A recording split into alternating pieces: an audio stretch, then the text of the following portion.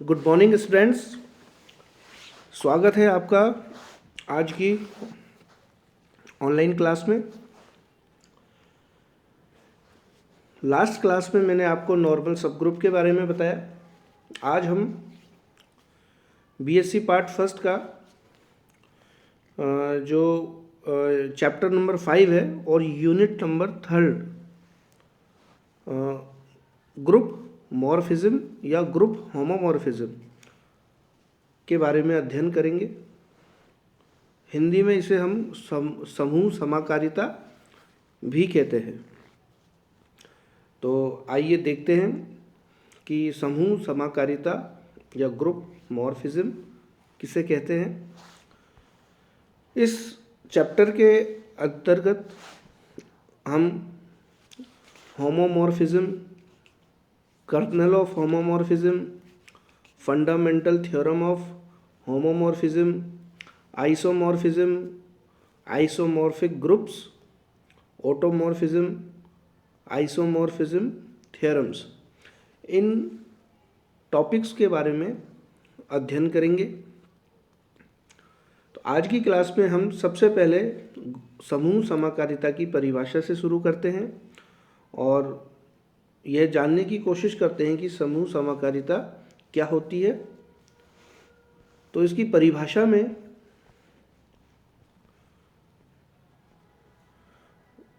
What is homomorphism, that is समाकारिता, इसकी definition important है एग्जाम के दृष्टि से। तो इसकी डेफिनेशन है कि किसी ग्रुप जी स्टार से ग्रुप जी डैश डॉट पर परिभाषित चित्रण एफ को समूह जी से जी डैश में समाकारिता कहते हैं यदि एफ ब्रैकेट में A star B is equal to F A dot F B for each A comma B belongs to G. अर्थात हम दो एलिमेंट लें जी के और उन पर संक्रिया लगाए स्टार,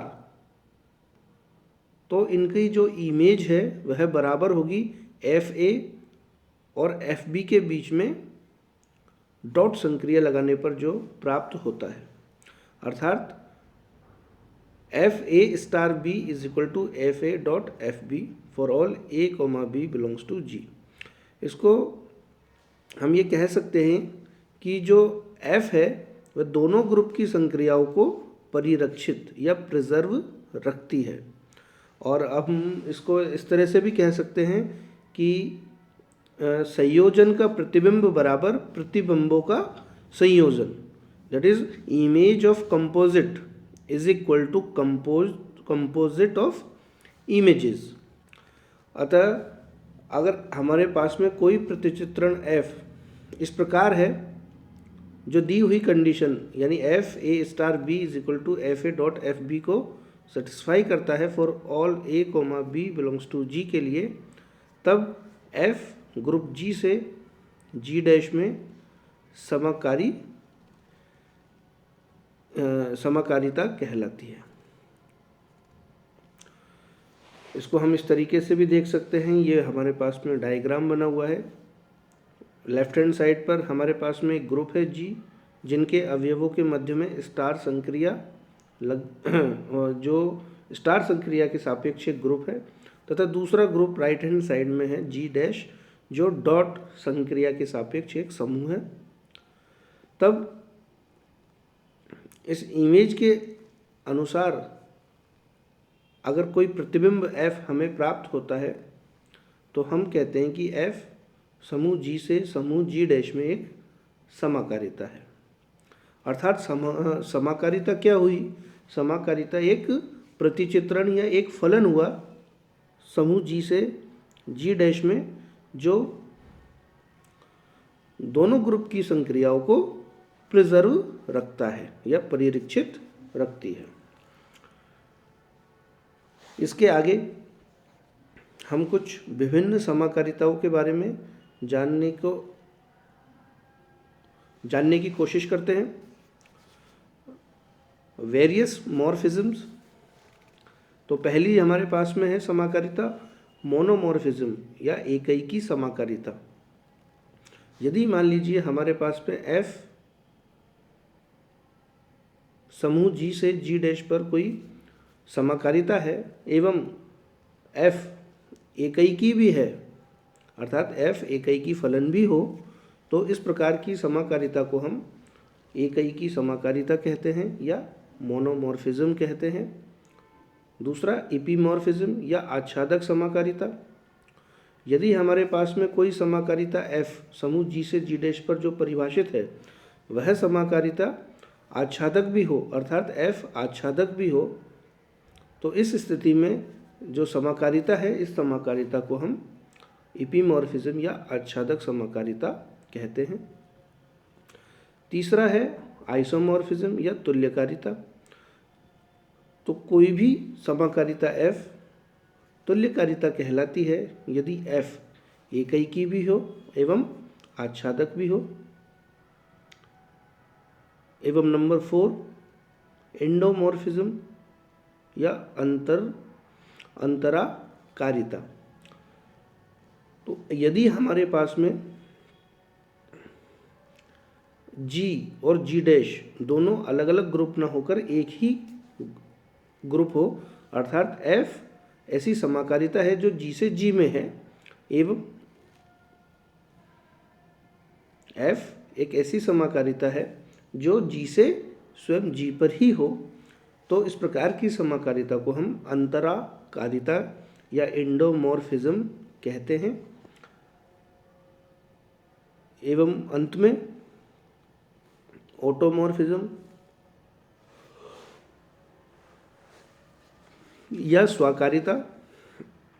यदि हमारे पास में F G से G में समाकारिता हो एवं F एकैकी एवं आच्छादक दोनों हो, तो इस प्रकार की समाकारिता को हम स्वाकारिता कहते हैं। अब इनसे संबंधित हम कुछ एग्जाम्पल्स को देखते हैं। तो हमारे पास है समाकारिता के उदाहरण। तो पहला जो हमारे पास में उदाहरण है वह है कि यदि R प्लस वास्तविक संख्याओं का योज्य ग्रुप हो तथा R नॉट गुणा अशून्य वास्तविक संख्याओं का गुणात्मक ग्रुप हो, तो प्रतिचित्रण F R से R नॉट में, जो कि fx is equal to 2⁻x प्रकार से परिभाषित है,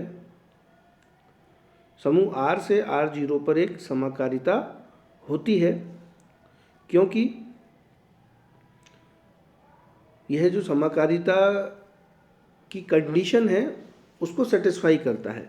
अब चूंकि समाकारिता की हमारे पास कंडीशन थी f A star B is equal to F A dot F b, तो हम देखते हैं कि यहाँ पर ये कंडीशन सेटिस्फाई होती है। तो हम लेके चले दो एलिमेंट x1 और x2 R के। अब चूंकि R प्लस एक ग्रुप है तो यहाँ पर हमने दो एलिमेंट लिए और उनमें जो ऑपरेशन है वह लगाया प्लस, और उसकी इमेज हम लेके चले f x1 plus x2 is equal to, हमारे पास में फंक्शन डिफाइन है 2⁻x प्रकार से, तो f x1 plus x2 is equal to 2x1 plus x2 होगा, और इसको हम लिख सकते हैं 2x1 dot 2x2 is equal to 2x1 को हम लिख सकते हैं f ऑफ x1 और 2 ऑफ x2 2⁻x2 को हम लिख सकते हैं f ऑफ x2, अर्थात f x1 plus x2 is equal to f of x1 dot f of x2।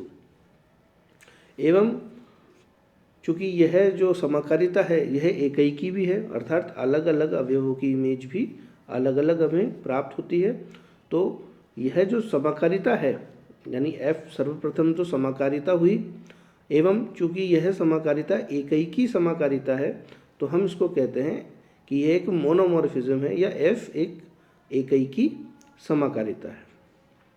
इसी प्रकार हम एग्जाम्पल नंबर 2 भी देख सकते हैं। हमारे पास में दो ग्रुप दिए हुए हैं जेड प्लस, एवं दूसरा ग्रुप भी हमारे पास में जेड प्लस ही दिया हुआ है, और इसमें एक फलन डिफाइन किया हुआ है f of x is equal to 2x प्रकार से। तो यहाँ पर भी हम देख सकते हैं कि ये जो f है यह एक समाकारिता होगी, और चूंकि यह स्वयं से स्वयं में ही समाकारिता है तो इसको हम अंतराकारिता कहते हैं।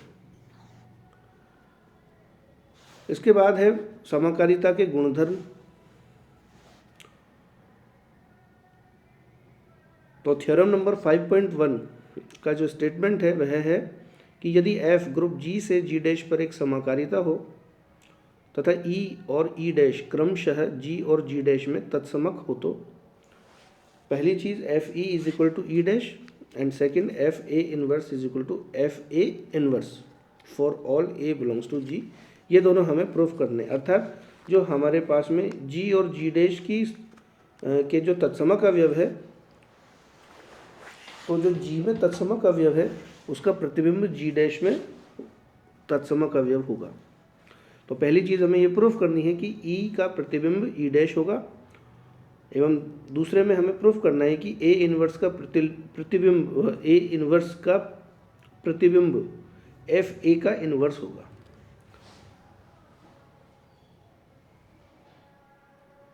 तो सर्वप्रथम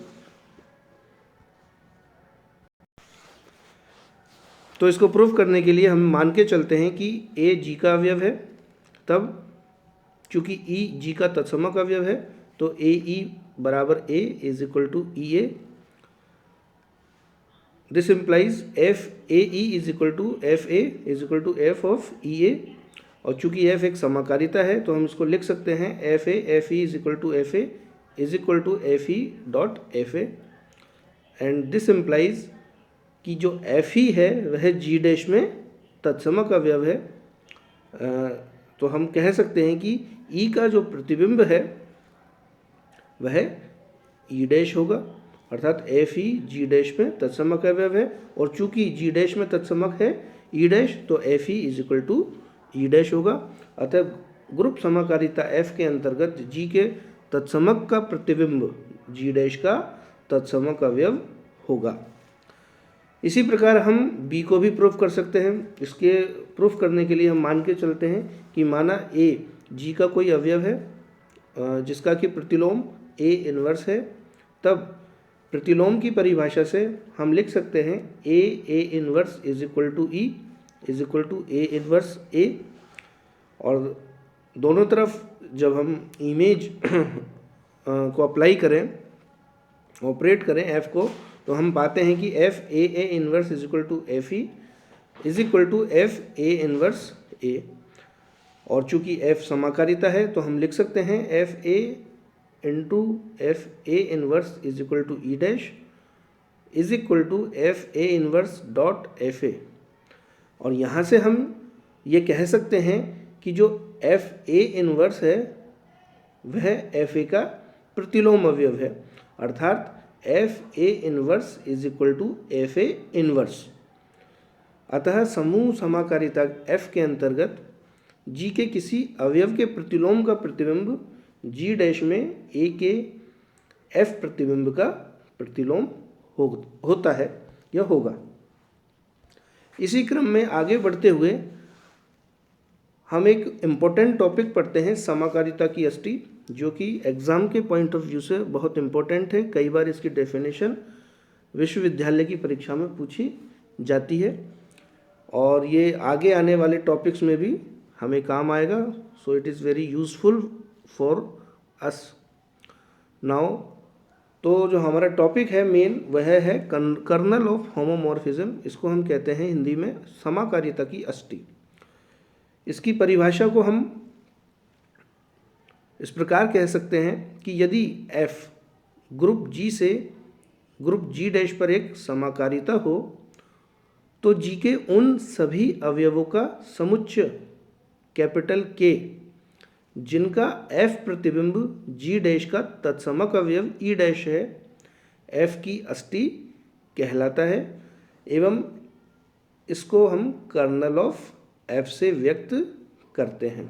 इसको अगर हम वापस हम कहें, एक बार डेफिनेशन बोले, देन वी है हम कह सकते हैं कि let f be a homomorphism of a group G into G dash, then the set के of all those elements of G which are mapped to the identity E dash of G dash is called the kernel of homomorphism F and is denoted by kernel of F. और mathematically हम इसको लिख सकते हैं kernel of F is equal to x belongs to Z such that fx is equal to E dash, यानी ऐसे G के ऐसे अवयवों का कलेक्शन या संग्रह जिनकी एफ इमेज जी डैश की आइडेंटिटी हो या तत्समक अवयव हो, वह जो समुच्चय होगा वह समाकारिता की यष्टि या कर्नल ऑफ एफ कहलाएगा। तो आज की वीडियो में हमने समाकारिता की परिभाषा, उसके एग्जाम्पल, उसके टाइप्स एवं कर्नल ऑफ होमोमॉर्फिज्म के बारे में पढ़ा। नेक्स्ट क्लास में हम इसके आगे आने वाले टॉपिक्स और कुछ महत्वपूर्ण थ्योरम्स के बारे में अध्ययन करेंगे। तो आज के लिए थैंक यू वेरी मच।